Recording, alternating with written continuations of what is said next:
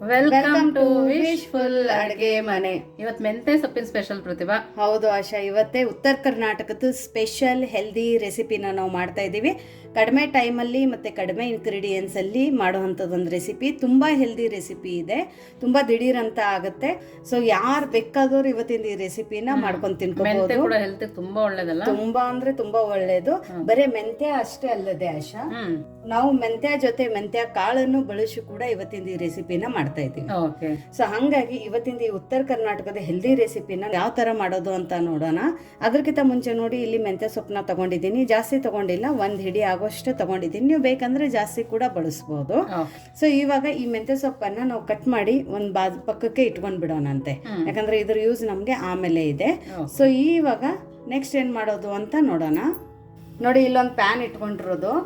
ಇವಾಗ ಏನ್ ಹಾಕೋತಿ ಆಶಾ? ಪ್ಯಾನು ಬಿಸಿ ಆಗಿದೆ ಪ್ರತಿಭಾ. ಇದೊಂದು ದೊಡ್ಡ ಗ್ಲಾಸ್ ಇದೆ ಅಲ್ಲ, ಇದನ್ನ 1/4 ಗ್ಲಾಸ್ ಆಗೋಷ್ಟು ನೀರನ್ನ ಸೇರಿಸ್ಕೊಳ್ತೀನಿ. ಅಂದ್ರೆ ನಾವು ಎಷ್ಟು ಅಕ್ಕಿ ಹಿಟ್ಟನ್ನ ತಗೊಂಡಿದೀವಿ ಅಷ್ಟು ನಾವಿಲ್ಲಿ ನೀರನ್ನ ಹಾಕೋಬೇಕು. ಸೊ ಇವಾಗ ನೀರು ಚೆನ್ನಾಗಿ ಕುದಿ ಬರಬೇಕು. ಹಾಗಾಗಿ ಫ್ಲೇಮನ್ನ ಹೈ ಫ್ಲೇಮಲ್ಲಿ ಇಟ್ಕೊಳ್ಳೋಣ. ನೋಡಿ, ಇವಾಗ ನೀರು ಚೆನ್ನಾಗಿ ಕುದೀತಾ ಇದೆಲ್ಲ, 1 ಬಟ್ಲಾಗೋಷ್ಟು ಅಕ್ಕಿ ಹಿಟ್ಟನ್ನ ಸೇರಿಸ್ಕೊತಾ ಇದೀನಿ.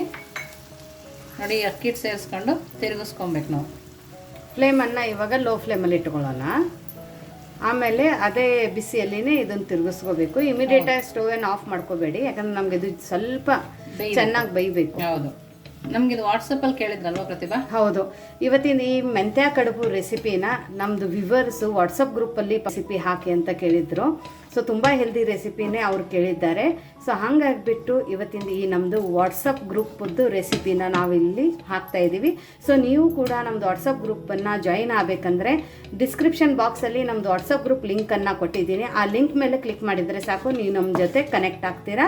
ಹಾಗೂ ಏನೇ ಕ್ವೆರೀಸ್ ಆಗಲಿ, ಡೌಟ್ಸ್ ಆಗಲಿ, ಟಿಪ್ಸ್ ಆಗಲಿ, ಸಜೆಷನ್ಸ್ಗಳು ಆಗಲಿ ಕೊಡಬೇಕಂದ್ರೂ ನೀವು ಅಲ್ಲಿ ನಮ್ಮ ಜೊತೆ ಕಮ್ಯುನಿಕೇಟ್ ಮಾಡ್ಬೋದು. ಇಲ್ಲ ವಾಟ್ಸಪ್ ಗ್ರೂಪ್ ಲಿಂಕನ್ನು ನಿಮ್ಮ ಜಾಯಿನ್ ಆಗೋಕ್ಕಾಗಿಲ್ಲ ಅಂದರೆ ನಾನು ವಾಟ್ಸಪ್ ನಂಬರು ಕೂಡ ಕೊಟ್ಟಿದ್ದೀನಿ.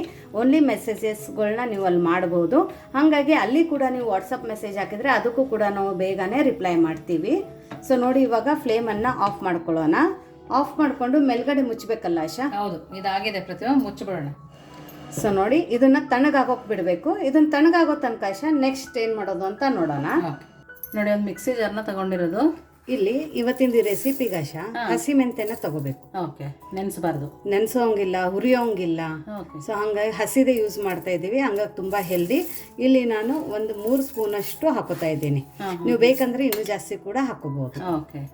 ಇದಕ್ಕೇನೆ ಒಣ ಕೊಬ್ಬರಿನ ತುರಿದು ಬಿಟ್ಟು ಹಾಕೋತಾ ಇರೋದು. ಇದರಿಂದ ತುಂಬಾ ಒಳ್ಳೆ ಫ್ಲೇವರ್ ಬರುತ್ತೆ. ಮತ್ತೆ ಇವತ್ತಿಂದ ಈ ರೆಸಿಪಿ ಏನ್ ಮಾಡ್ತೀವಲ್ಲ ಶಾನು ಮೆಂತ್ಯ, ಅದು ಇವಾಗಿಂದ ಈ ಮಿಕ್ಸರ್ ಅಲ್ಲಿ ಹಾಕೋದು ಮೆಂತ್ಯ ರೆಸಿಪಿ. ಸೊ ಇದನ್ನ ನೀವು 15 ದಿವಸ ಇಟ್ಟರು ಕೆಡಲ್ಲ. ಇದಕ್ಕೇನೆ ಬೆಳ್ಳುಳ್ಳಿ ತಿನ್ನಲ್ಲ ಅನ್ನೋರು ಟೋಟಲಿ ಬೆಳ್ಳುಳ್ಳಿನ ಸ್ಕಿಪ್ ಮಾಡಿ, ಯಾಕಂದ್ರೆ ಈ ರೆಸಿಪಿಗೆ ನಾವು ಈರುಳ್ಳಿ ಬಳಸ್ತಾ ಇಲ್ಲ. ಹಾಗಾಗಿ ಬೆಳ್ಳುಳ್ಳಿ ಒಂದು ಸ್ಕಿಪ್ ಮಾಡಿದರೆ ಸಾಕು. ಇದು ವಿದೌಟ್ ಆನಿಯನ್ ಗಾರ್ಲಿಕ್ ರೆಸಿಪಿ ಆಗುತ್ತೆ.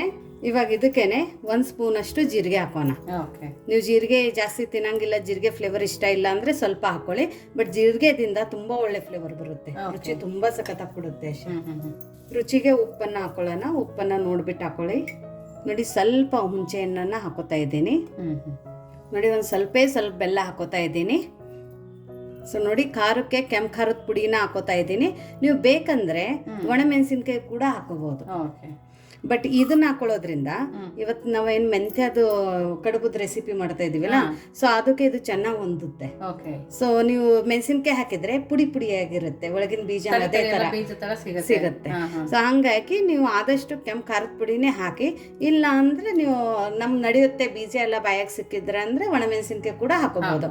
ಅದನ್ನು ಕೂಡ ಹುರಿಬೇಕಂತೇನಿಲ್ಲ. ಸಾಫ್ಟ್ ಇದ್ರೆ ಮಾತ್ರ ಒಂದ್ ಸ್ವಲ್ಪ ಬಿಸಿ ಮಾಡಿ ಹಾಕೊಳ್ಳಿ, ಇಲ್ಲ ಅಂದ್ರೆ ಒಣದ ಹಂಗೇನೆ ಹಾಕೋಬಹುದು. ಸೊ ಇವಾಗ ಮಿಕ್ಸಿ ನಾಶ ಆನು ಆಫ್ ಮಾಡ್ತಾ ಇದನ್ನ ಚೆನ್ನಾಗಿ ನಾವು ರುಬ್ಕೊಂಡು ಬರಬೇಕು. ನೀರು ಹಾಕೋಬಾರ್ದು, ಸ್ವಲ್ಪ ಸಣ್ಣದಾಗಿನೇ ಇರಬೇಕು, ಮೀಡಿಯಮ್ ಆಗಿ. ನೋಡಿ, ಈ ತರ ಪುಡಿ ಮಾಡ್ಕೊಂಡು ಬಂದಿರೋದು. ತುಂಬಾ ಸಣ್ಣನೂ ಇಲ್ಲ, ತುಂಬಾ ತರಿನೂ ಇಲ್ಲ. ಸೊ ಈ ತರ ಇರಬೇಕು ಪುಡಿ. ಸೊ ನೋಡಿ, ಕೆಲವೊಬ್ರು ಏನು ಮಾಡ್ತಾರೆ, ಫಸ್ಟ್ ಮೆಂತೆ ಹಾಕೊಂಡು ಸಣ್ಣ ಮಾಡಿಬಿಟ್ಟು ಆಮೇಲೆ ಮಿಕ್ಕಿದ ಇಂಗ್ರೀಡಿಯೆಂಟ್ಸ್ನ ಹಾಕೊಂಡು ಈ ಥರ ಪುಡಿ ಮಾಡ್ತಾರೆ. ಸೊ ನಾವು ಆದಷ್ಟು ಎಲ್ಲ ಒಂದೇ ಸರ್ತಿ ಹಾಕಿ ಪುಡಿ ಮಾಡೋದ್ರಿಂದ ಆ ಮೆಂತೆ ತುಂಬ ಚೆನ್ನಾಗಿ ಬೇರೆ ಇಂಗ್ರೀಡಿಯೆಂಟ್ಸ್ ಜೊತೆ ಹೊಂದ್ಕೊಳ್ಳುತ್ತೆ, ಚೆನ್ನಾಗಾಗುತ್ತೆ. ಮತ್ತು ಮೆಂತೆ ತುಂಬ ಜಾಸ್ತಿ ಪುಡಿ ಆಗಲ್ಲ. ಸೊ ಹಾಗಾಗಿ ನೀವು ಡೈರೆಕ್ಟಾಗಿ ಕೂಡ ಒಂದೇ ಶಾರ್ಟಲ್ಲಿ ಈ ಥರ ಮಿಕ್ಸರನ್ನು ಮಾಡ್ಕೋಬೋದು. ಸೊ ನೋಡಿ ಇವಾಗ ಈ ಪುಡಿನ ಪಕ್ಕಕ್ಕೆ ಇಟ್ಕೊಂಡು ನೆಕ್ಸ್ಟ್ ಏನು ಮಾಡೋದು ಅಂತ ನೋಡೋಣ. ನೋಡಿ ಇವಾಗ ಒಂದು ತಟ್ಟೆಯಲ್ಲಿ ನಾವು ಅಕ್ಕಿ ಹಿಟ್ಟನ್ನು ಸ್ಟೀಮ್ ಮಾಡೋಕೆ ಇಟ್ಕೊಂಡಿದ್ವಲ್ಲ ಆಶಾ, ನೀರಿಗೆ ಬಿಸಿ ನೀರಿಗೆ ಹಾಕಿ ಮುಚ್ಚಿಟ್ಟಿದ್ವಲ್ಲ, ಆ ಅಕ್ಕಿ ಹಿಟ್ಟನ್ನು ಇವಾಗ ಇದ್ರ ಒಳಗಡೆ ಹಾಕೊಂಡಿರೋದು. ನೀವು ಬೇಕಂದ್ರೆ ಅದೇ ಪ್ಯಾನ್ ಒಳಗಡೆ ಕೂಡ ಹಾಕೊಂಡು ಕಲಿಸ್ಕೋಬಹುದು, ಬಟ್ ನಾನು ಇಲ್ಲಿ ಬೇರೆ ತಟ್ಟೆಗೆ ಹಾಕೊಂಡಿದ್ದೀನಿ. ಇದ್ರ ಒಳಗಡೆನೆ ಎಷ್ಟು ಅಕ್ಕಿ ಹಿಟ್ಟಿದೆ ಅಷ್ಟೇ ನಾನು ಇದ್ರ ಒಳಗಡೆ ಇವಾಗ ಗೋಧಿ ಹಿಟ್ಟನ್ನು ಹಾಕೋತಾ ಇದ್ದೀನಿ. ಗೋಧಿ ಹಿಟ್ಟನ್ನು ಜಡಿ ಮಾಡಿ ಹಾಕೊಂಡಿರೋದು. ಗೋಧಿ ಹಿಟ್ಟು ಹಾಕೋದ್ರಿಂದ ತುಂಬ ಚೆನ್ನಾಗಿ ಬೈಂಡ್ ಆಗುತ್ತೆ, ತುಂಬ ಚೆನ್ನಾಗಿ ಟೆಕ್ಸ್ಚರ್ ಬರುತ್ತೆ. ಅದ್ರ ಜೊತೆ ರುಚಿಗೆ ಉಪ್ಪನ್ನು ಹಾಕೊಳ್ಳೋಣ. ಹಿಟ್ಟಿಗೆ ಎಷ್ಟು ಬೇಕೋ ಅಷ್ಟು ಉಪ್ಪನ್ನು ನಾವು ಹಾಕೋಬೇಕು. ಆಮೇಲೆ ನಾವೇನು ಪುಡಿ ಮಾಡ್ಕೊಂಡು ಇಟ್ಕೊಂಡಿದ್ದೀವಲ್ಲ ಮೆಂತ್ಯ, ಅದನ್ನು ಕೂಡ ಒಂದು ಅರ್ಧ ಸ್ಪೂನಷ್ಟು ಹಾಕೊಂಡಿರೋದು. ಇದೆಲ್ಲನೂ ಇವಾಗ ನಾವು ನಾರ್ಮಲ್ ಆಗಿ ಚಪಾತಿ ಹಿಟ್ಟಿಗೆ ಹೆಂಗೆ ಕಲಿಸ್ತೀವಲ್ಲ ಆಶಾ, ಅದೇ ಥರ ನಾವು ಇದನ್ನ ಕಲಿಸ್ಕೊಂಡು ಬರಬೇಕು. ಇವಾಗ ಒಂದು ಸ್ವಲ್ಪ ನೀರು ಬೇಕಾಗುತ್ತೆ. ಸೊ ಸ್ವಲ್ಪ ನೀರನ್ನು ಹಾಕೊಂಡು ಚಪಾತಿ ಹದದ ಥರ ನಾವು ಇದನ್ನ ಕಲಿಸ್ಕೊಂಡು ಬರೋಣ. ತುಂಬ ಹೆಲ್ದಿ ರೆಸಿಪಿ ಇದೆ. ಇಲ್ಲ ನಾವು ಗೋಧಿ ಹಿಟ್ಟು ತಿನ್ನಂಗಿಲ್ಲ, ಬರೀ ಅಕ್ಕಿ ಹಿಟ್ಟಲ್ಲಿನೇ ಈ ರೆಸಿಪಿ ಮೆಂತ್ಯ ಕಡುಬುದ ರೆಸಿಪಿ ಬೇಕಂದ್ರೆ ಅಕ್ಕಿ ಹಿಟ್ಟಿನ ನಾವು ಏನು ಸ್ಟೀಮನ್ನು ಮಾಡ್ಕೊಂಡು ಇಟ್ಕೊಂಡಿದ್ದೀವಿ ಅದೇ ಕ್ವಾಂಟಿಟಿ ಜಾಸ್ತಿ ಹಾಕಿ ಆಮೇಲೆ ಬರೀ ಉಪ್ಪು ಮತ್ತೆ ಮೆಂತ್ಯದ ಪುಡಿ ಹಾಕೊಂಡು ಕಲಿಸ್ಕೊಂಡಿದ್ರೆ ಸಾಕು. ಬರೀ ಅಕ್ಕಿ ಹಿಟ್ಟಲ್ಲಿ ಮಾಡ್ಕೊಳ್ಳೋದಾದ್ರೆ, ಬರೀ ಅಕ್ಕಿ ಹಿಟ್ಟಲ್ಲಿ ಮಾಡ್ಕೊಳ್ಳೋಂಗಿದ್ರೆ.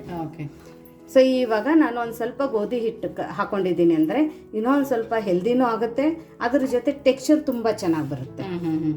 ಸೊ ಇವಾಗ ಇದನ್ನ ಚಪಾತಿ ಅದ ಥರ ಕಲಿಸ್ಕೊಂಡು ಬರೋಣ ಆಶಾ. ಅದೇ ಸ್ವಲ್ಪ ನೀರು ಹಾಕ್ತಾ ಕಲಿಸ್ಕೊಂಬ. ಹೌದು ನೋಡಿ ಹಿಟ್ಟನ್ನ ಈ ತರ ಕಲಿಸ್ಕೊಂಡಿರೋದು. ನಾರ್ಮಲ್ ಆಗಿ ಗೋಧಿ ಹಿಟ್ಟು ಹೆಂಗೆ ಕಲಿಸ್ಕೋತೀವಿ ಅದೇ ತರ. ಇವಾಗ ಇದ್ರ ಮೇಲ್ಗಡೆ ಒಂದು ಸ್ವಲ್ಪ ಎಣ್ಣೆನ ಹಾಕೊಳ್ಳೋಣ. ನೋಡಿ ಒಂದು ಅರ್ಧ ಸ್ಪೂನ್ ಅಷ್ಟು.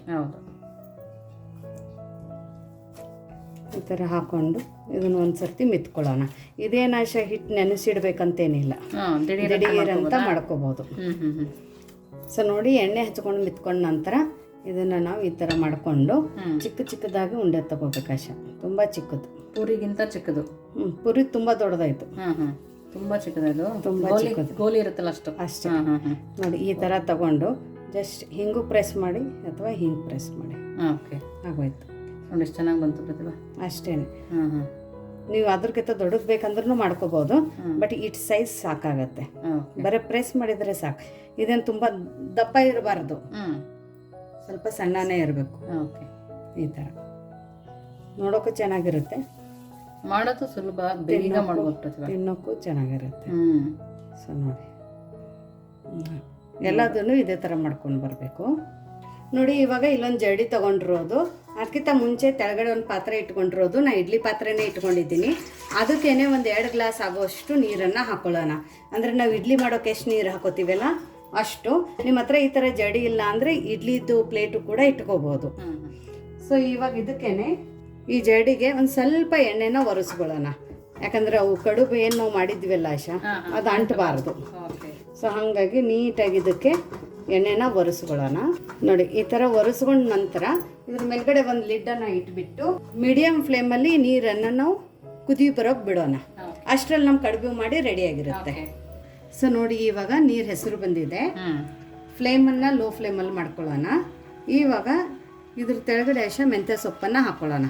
ಇದನ್ನು ಟೋಟಲಿ ಆಪ್ಷನಲ್ ಇದೆ, ಬಟ್ ತುಂಬ ಹೆಲ್ದಿಯಾಗಿ ನಾವು ಉತ್ತರ ಕರ್ನಾಟಕ ಸೈಡಲ್ಲಿ ಇದೇ ಥರ ಮಾಡ್ತೀವಿ ಮೆಂತ್ಯ ಕಡುಬು. ಸೊ ಹಾಗಾಗಿ ಈ ಥರ ಮೆಂತ್ಯ ಸೊಪ್ಪನ್ನು ಸಣ್ಣದಾಗಿ ಕಟ್ ಮಾಡ್ಕೊಂಡಿರೋದು. ನೀವು ಇನ್ನೂ ತುಂಬ ಕಡಿಮೆ ಕ್ವಾಂಟಿಟಿ ಕೂಡ ಯೂಸ್ ಮಾಡ್ಕೋಬಹುದು. ಮೆಂತ್ಯ ಸೊಪ್ಪನ್ನ ಅದ್ರ ಬದಲು ಯಾವ ಸೊಪ್ಪು ಹಾಕೋಬಹುದು ಪ್ರತಿಭಾ? ಸಬ್ಬಸಿಗೆ ಸೊಪ್ಪು ಹಾಕೋಬಹುದು. ನೋಡಿ ಇವಾಗ ನಾವೇನು ಕಡುಬು ಮಾಡ್ಕೊಂಡಿದ್ವಲ್ಲ ಆ ಕಡುಬನ್ನ ಇದ್ರ ಮೇಲ್ಗಡೆ ಹಿಂಗೆ ಇಡ್ತಾ ಹೋಗ್ಬೇಕು. ಯಾಕಂದ್ರೆ ಮೆಂತ್ಯ ಸೊಪ್ಪು ಹಸಿದಿರುತ್ತಲ್ಲ ಆಶಾ, ಹಂಗಾಗಿ ನಾ ತೆಳಗಡೆ ಹಾಕೊಂಡಿದ್ದೀನಿ ಚೆನ್ನಾಗಿ ಸ್ಟೀಮ್ ಆಗ್ಲಿ ಅಂತ ಹೇಳಿ. ಎಲ್ಲದೂ ಇದೇ ಥರ ಇಟ್ಕೊಂಡು ಬರಬೇಕು. ನೋಡಿ ಎಲ್ಲದನ್ನು ಈ ಥರ ಇಟ್ಕೊಂಡು ಬಂದಿರೋದು ಮಾಡ್ಕೊಂಡಿರುವಂಥ ಎಲ್ಲ ಕಡುಬು. ಇವಾಗ ಏನು ಮಾಡ್ಬೇಕಂದ್ರೆ ಆಶಾ, ನಾವೇನು ಮೆಂತ್ಯ ಪುಡಿ ಮಾಡ್ಕೊಂಡಿದ್ವಲ್ಲ ಆ ಮೆಂತ್ಯ ಪುಡಿ ಇದ್ರ ಮೇಲ್ಗಡೆ ಉದುರಿಸ್ಬೇಕು. ತುಂಬ ಚೆನ್ನಾಗಿ ಟೇಸ್ಟ್ ಕೊಡುತ್ತೆ. ಅವಾಗ ಸ್ಮೆಲ್ಲು ಕೂಡ ಎಷ್ಟು ಚೆನ್ನಾಗಿ ಬರ್ತದೆ. ಹೌದು, ಘಮ ಘಮ ಅಂತ ಇದೆ. ಬಿಸಿ ಬಿಸಿ ಅನ್ನ ಕೂಡ ಈ ಥರ ನೀವು ಪುಡಿ ಹಾಕೊಂಡು ತುಪ್ಪ ಹಾಕೊಂಡು ತಿಂದರೆ ಸಖತ್ತಾಗಿರುತ್ತೆ. ಚಪಾತಿಗೆ ತಿನ್ಕೋಬೋದು, ರೊಟ್ಟಿಗೆ ತಿನ್ಕೋಬೋದು. ನೀವು ಖಾರನ ನೋಡ್ಕೊಂಡ್ಬಿಟ್ಟು ಈ ಪುಡಿನ ಉದುರಿಸ್ಕೋಬೋದು. ಸ್ವಲ್ಪ ಖಾರಕ್ಕೆ ಚೆನ್ನಾಗಿರುತ್ತೆ ಅಂತ ನಾನೊಂದು ಸ್ವಲ್ಪ ಜಾಸ್ತಿ ಹಾಕೋತಾ ಇದ್ದೀನಿ. ಇವಾಗ ಇದ್ರ ಮೇಲ್ಗಡೆ ಮುಚ್ಚಳನ ಮುಚ್ಚಿಬಿಟ್ಟು ಮೀಡಿಯಂ ಫ್ಲೇಮಲ್ಲಿ ಒಂದು 10 ನಿಮಿಷ ನಾವು ಇದನ್ನ ಸ್ಟೀಮ್ ಮಾಡ್ಕೋಬೇಕು. ಹೇಗೆ ಇಡ್ಲಿನ ಸ್ಟೀಮ್ ಮಾಡ್ಕೋತೀವಿ ಆ ಥರ. ಸೊ ಫ್ಲೇಮನ್ನು ಮಾತ್ರ ಮೀಡಿಯಂ ಫ್ಲೇಮಲ್ಲಿ ಇಟ್ಕೊಳ್ಳೋಣ. ಸೊ ನೋಡಿ 10 ನಿಮಿಷ ಆಗಿದೆ. ಇವಾಗ ಫ್ಲೇಮನ್ನು ಆಫ್ ಮಾಡ್ಕೊಳ್ಳೋಣ. ಕಲರ್ ನೋಡಿ ಚೇಂಜ್ ಆಗಿದೆ ನೋಡಿ. ಹೌದು, ಇಷ್ಟು ಚೆನ್ನಾಗಿ ಕಾಣಿಸ್ತದೆ ನೋಡಿ ಪ್ರತಿಭಾ. ತುಂಬ ಚೆನ್ನಾಗಿ ಕಾಣ್ತಾ ಇದೆ ಆಶಾ ನೋಡಿ, ತುಂಬ ಚೆನ್ನಾಗಿ ಸ್ಟೀಮ್ ಆಗಿದೆ. ಇದನ್ನು ಚೆನ್ನಾಗಿ ಕುದ್ದಿದೆ. ನೀವು ಇಲ್ಲಿ ಮುರಿದು ನೋಡಿದರೆ ಗೊತ್ತಾಗ್ಬಿಡುತ್ತೆ ಕುದ್ದಿದೆ ಅಂತ. ಹೌದು, ಹಿಟ್ಟಿಟ್ಟಲ್ಲಿ ಕಾಣಿಸ್ತಾ ಇಲ್ಲ, ಅಷ್ಟು ಚೆನ್ನಾಗಿ ಕುದ್ದಿದೆ. ಇದನ್ನ ಇವಾಗ ಒಂದು ಪ್ಲೇಟ್ಗೆ ತಕ್ಕೊಳ್ಳೋಣ. ಓಕೆ ನೋಡಿ, ಇವಾಗ ಒಂದು ತಟ್ಟೆಯಲ್ಲಿ ನಾವು ಮಾಡ್ಕೊಂಡಿರುವಂಥ ಮೆಂತ್ಯ ಕಡುಬನ್ನ ಹಾಕೊಳ್ಳೋಣ. ತುಂಬ ಡಿಫ್ರೆಂಟ್ ವೇಯಿಂದ ಮೆಂತ್ಯ ಕಡುಬನ್ನ ಮಾಡ್ಕೊಂಡಿದ್ದೀವಿ ನೋಡಿ. ಇವಾಗ ಇದನ್ನ ಒಂದು ಸ್ವಲ್ಪ ಎಲ್ಲ ಕಡೆ ಅಗಲ ಮಾಡ್ಕೊಳ್ಳೋಣ ಆಶಾ. ಮಾಡ್ಕೊಂಡು ಇಲ್ಲಿ ನೋಡು, ಎಣ್ಣೆ ಬಿಸಿ ಮಾಡ್ಕೊಂಡಿರೋದು. ಇವಾಗ ಇದಕ್ಕೆ ಬರೀ ಬೆಳ್ಳುಳ್ಳಿನ ಹಾಕೊಳ್ಳೋಣ ನೋಡಿ. ಈ ಥರ ಬೆಳ್ಳುಳ್ಳಿನ ಹಾಕೊಂಡ್ಬಿಟ್ಟು ಬಿಸಿ ಎಣ್ಣೆಗೆ ಒಂದು ಸ್ವಲ್ಪ ಹಿಂಗನ್ನು ಹಾಕೊಳ್ಳೋಣ. ಓಕೆ, ಸ್ವಲ್ಪ ಕೊಬ್ಬರಿ ತುರಿದಿಟ್ಕೊಂಡಿದ್ವಲ್ಲ, ಹೌದು, ಒಣ ಕೊಬ್ಬರಿ, ಜಸ್ಟ್ ಒಳ್ಳೆ ಫ್ಲೇವರ್ ಬರುತ್ತೆ ಅಂತ. ಓಕೆ, ಇದನ್ನು ಇದ್ರ ಒಳಗಡೆನೆ ಸ್ವಲ್ಪ ಈ ಥರ ಹುರ್ಕೊಂಡಂಗೆ ಮಾಡೋಣ. ಈ ಬಿಸಿ ಎಣ್ಣೆಯಲ್ಲಿನೇ ಇದ್ರ ತುಂಬ ಒಳ್ಳೆ ಘಮ ಬರುತ್ತೆ. ಹೌದು, ಮತ್ತೆ ಹಸಿ ವಾಸನೆ ಹೋಗುತ್ತೆ. ಆವಾಗ ಇದನ್ನ ಇದ್ರ ಮೇಲ್ಗಡೆ ಹಾಕೊಳ್ಳೋದು. ಅದೇ ಅದೆಲ್ಲ ಬೆಳ್ಳುಳ್ಳಿ ತಿನ್ನಲ್ಲ ಅನ್ನೋರು ಬರೀ ಹಿಂಗೆ ಒಗ್ಗರಣೆನ ಹಾಕೋಬಹುದು. ಇಲ್ಲ ಅದನ್ನು ಬೇಡ ಅಂದರೆ ಸ್ಕಿಪ್ ಮಾಡ್ಕೊಳ್ಳಿ. ಓಕೆ ನೋಡಿ, ಇದನ್ನು ಮಿಕ್ಸ್ ಮಾಡ್ಕೊಳ್ಳೋಣ. ಇದನ್ನು ನಾವು ಇದೇ ಥರ ತಿನ್ಕೋಬಹುದು. ಸೊ ನೋಡಿ, ಬಿಸಿ ಬಿಸಿ ಮೆಂತ್ಯ ಕಡುಬು ತುಂಬ ಡಿಫ್ರೆಂಟ್ ವೇಯಿಂದ ಮಾಡಿರೋದು, ತುಂಬ ಹೆಲ್ದಿ ವೇಯಿಂದ ಮಾಡ್ಕೊಂಡಿರೋದು. ಸೊ ಹೇಗೆ ಅನ್ನಿಸ್ತು ಇವತ್ತಿನ ಈ ಮೆಂತ್ಯ ಕಡುಬು ರೆಸಿಪಿ ಅಂತಲೂ ನೀವು ನಮಗೆ ತಿಳಿಸೋದನ್ನು ಮಾತ್ರ ಮರಿಬೇಡಿ. ಸೊ ನೋಡಿ, ಇಲ್ಲಿ ನೋಡೋಕೆ ಎಷ್ಟು ಚೆನ್ನಾಗಿ ಕಾಣ್ತಾ ಇದೆ, ತಿನ್ನೋಕ್ಕೂ ಕೂಡ ಅಷ್ಟೇ ಚೆನ್ನಾಗಿರುತ್ತೆ. ನಿಮಗೆ ಇದನ್ನ ಎಷ್ಟು ಚೆನ್ನಾಗಿ ಬೈದಿದೆ ಅಂತ ಇಲ್ಲಿ ತೋರಿಸ್ತೀನಿ ನೋಡಿ. ನೋಡಿ, ಕಟ್ ಮಾಡಿದಾಗ ಒಳಗಡೆ ನೋಡಿ. ಸೊ ಗೋಧಿ ಹಿಟ್ಟು ಹಾಕಿದ್ರೆ ಇಷ್ಟು ಚೆನ್ನಾಗಿ ಇಲ್ಲಿ ಲೇಯರ್ಸ್ ಕಾಣಿಸುತ್ತೆ. ಎಷ್ಟು ಚೆನ್ನಾಗಿ ಸ್ಟೀಮ್ ಆಗಿದೆ ನೋಡು. ಕೈಗೆ ಅಂಟ್ತಾ ಇದೆ ಅಂತ ಏನಿಲ್ಲ, ಹಿಟ್ಟಿಟ್ಟು ಅಂಟ್ತಾ ಇಲ್ಲ ಹಿಂಗೆ ಕೈಗೆ, ಅಷ್ಟು ಚೆನ್ನಾಗಾಗಿದೆ. ಹೌದು. ಸೊ ನೋಡಿ, ಈ ಮೆಂತ್ಯ ಕಡುಬು ಮೇಲೆ ನೀವು ಬೇಕಂದ್ರೆ ಇನ್ನೊಂದು ಸ್ವಲ್ಪ ಪುಡಿ ಕೂಡ ಉದ್ರಿಸ್ಕೋಬಹುದು. ಈ ತರ ಪುಡಿ ಉದ್ರಿಸಿ ಸ್ಟೀಮ್ ಮಾಡಿದಾಗ ಆಶಾ ಇದನ್ನು ಕೂಡ ಆ ಅವಿದ ಮೇಲೆ ತುಂಬಾ ಚೆನ್ನಾಗಿ ಸ್ಟೀಮ್ ಆಗುತ್ತೆ. ಸೊ ಇದಕ್ಕೊಂದು ಒಳ್ಳೆ ಫ್ಲೇವರ್ ಬರುತ್ತೆ, ಬೇಯೋದ್ರಿಂದ ತುಂಬಾ ಟೇಸ್ಟ್ ಇರುತ್ತೆ, ತುಂಬಾ ಚೆನ್ನಾಗಿರುತ್ತೆ. ಸೊ ಈ ತರ ಮೆಂತ್ಯ ಸೊಪ್ಪು ಮತ್ತೆ ಇದನ್ನ ಹಚ್ಕೊಂಡು ನಾವು ಈ ತರ ತಿನ್ಕೋಬಹುದು. ಮಕ್ಕಳಿಗೆ ಈ ತರ ಫೋರ್ಕ್ ಹಾಕಿ ಕೊಟ್ಬಿಟ್ರೆ, ಇಲ್ಲ ಕೆಚಪ್ ಬೇಕಂದ್ರೂ ತಿನ್ಕೋಬಹುದು. ಹೌದು, ನೋಡಾಶಾ ಚೆನ್ನಾಗಿದೆ ಪ್ರತಿಭಾ. ಚೆನ್ನಾಗೈತಾ? ಮೆಂತ್ಯ ಇದು ತುಂಬಾ ಚೆನ್ನಾಗಿ ಅನಿಸ್ತದೆ. ಮೆಂತ್ಯ ಫ್ಲೇವರು ಹಿಟ್ಟಿಟ್ಟು ಅನಿಸ್ತದ. ಓಕೆ, ತುಂಬ ಚೆನ್ನಾಗಿದೆ. ವಾಟ್ಸಪ್ ಗ್ರೂಪಲ್ಲಿ ನಮ್ಮದು ವ್ಯೂವರ್ಸ್ ಒಬ್ಬರು ಸಜೆಸ್ಟ್ ಮಾಡಿದ್ರು ಈ ರೆಸಿಪಿ ಮಾಡಿ ತೋರಿಸಿ ಅಂತ. ಸೊ ಇದು ಉತ್ತರ ಕರ್ನಾಟಕದ್ದು ಭಾರಿ ಫೇಮಸ್ ರೆಸಿಪಿ ಇದೆ. ಮೆಂತ್ಯ ಕಡುಬು ಮಾಡೋದು ಈ ಥರನೂ ಒಂದು ಡಿಫ್ರೆಂಟ್ ವೇಯಿಂದ ಮೆಂತ್ಯ ಕಡುಬನ್ನು ಮಾಡಿದ್ದೀವಿ. ಎಲ್ಲರೂ ಮೆಂತ್ಯ ಹಿಟ್ಟನ್ನು ಮಾಡಿಬಿಟ್ಟು ಹಿಟ್ಟಲ್ಲಿ ಹಾಕಿ ಮೆಂತ್ಯ ಕಡುಬು ಮಾಡಿದರೆ ನಮ್ದು ಇದು ಉತ್ತರ ಕರ್ನಾಟಕದ ಸ್ಪೆಷಾಲಿಟಿ. ನಾವು ಮೆಂತ್ಯ ಕಡುಬು ಈ ಥರ ಮಾಡ್ತೀವಿ. ಈ ಥರ ಮಾಡೋದ್ರಿಂದ ನಮಗೆ ಮೆಂತ್ಯದ ಏನು ಪುಡಿ ಇದೆಲ್ಲ ಅದನ್ನು ಜಾಸ್ತಿ ತಿಂದಂಗಾಗುತ್ತೆ. ಮತ್ತು ಆ ಫ್ಲೇವರು ಕೂಡ ಬಾಯಿಯಲ್ಲಿ ಅದೇ ಥರ ಉಳ್ಕೊಳ್ಳುತ್ತೆ ಅಂತ ಏನಿಲ್ಲ, ಸ್ಟೀಮ್ ಆಗಿರುತ್ತೆ. ಸೊ ನಿಮಗೆ ಇವತ್ತಿನ ಈ ಮೆಂತ್ಯ ರೆಸಿಪಿ ಹೇಗೆ ಅನ್ನಿಸ್ತು ಅಂತ ಕಮೆಂಟ್ ಮೂಲಕ ತಿಳಿಸೋದನ್ನು ಮರಿಬೇಡಿ. ಇನ್ನೂ ನೀವು ನಮ್ಮ ಚಾನೆಲ್ನ ಲೈಕ್ ಮಾಡಿಲ್ಲ ಅಂದರೆ ಲೈಕ್ ಮಾಡಿ, ಶೇರ್ ಮಾಡಿ, ಸಬ್ಸ್ಕ್ರೈಬ್ ಮಾಡಿ. ವಿಶ್ಫುಲ್ ಅಡುಗೆ ಮನೆಗೆ ಥ್ಯಾಂಕ್ ಯು.